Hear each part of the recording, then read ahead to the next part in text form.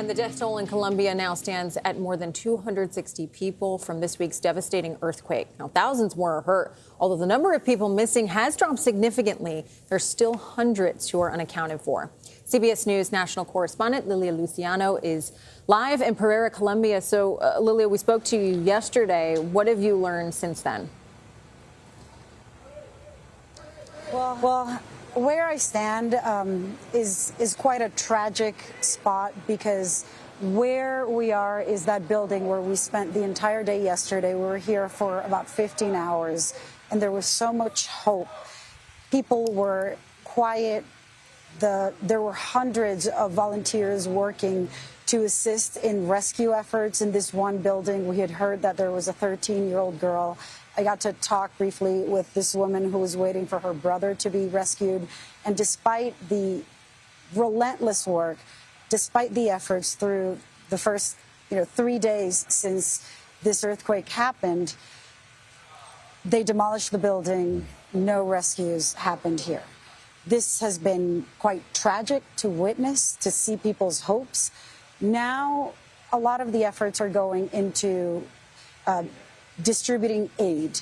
We know that there was an airplane that landed yesterday from the city. Sorry, I'm getting feedback here. I just want to fix something on my phone because I'm getting feedback from the microphone. Okay. Better. So there was a plane that landed from Mexico to distribute aid. We're hearing that there's more aid coming from different countries. They are assembling and putting together all of that aid to start distributing through the city of Pereira, which was one of the most impacted. And the need is great. People need water. People need food. There are hundreds of people who are unsheltered or don't have a home. So they're putting together these shelters. I've talked to people who lost their homes, and they're worried because they're saying, I know that there are shelters. I know that there's places to go, but I don't want to leave the area because I know my building hasn't completely crumbled or collapsed, and I'm afraid that people are going to go in and steal my things. I mean, the shock of the first day is now subsiding, and what people are realizing is just how much need there will be. And it's not just here. There are other cities, Manizales, Cali, which had the highest death toll, and where rescuers from different parts of the world, including Mexico, the famous Topos of Mexico, landed. There's other rescuers coming from the U.S. and from other countries. That's where most of the rescues are still happening, and it's where the greatest need is. We hope to connect with some of those rescue teams today, and just to get to understand how close they are or how far the hopes are that more people will be saved. As you said, there's more 160 people who died, but Colombia and some of the areas, especially Chocó in the Pacific, where the epicenter was, has an incredible need for help.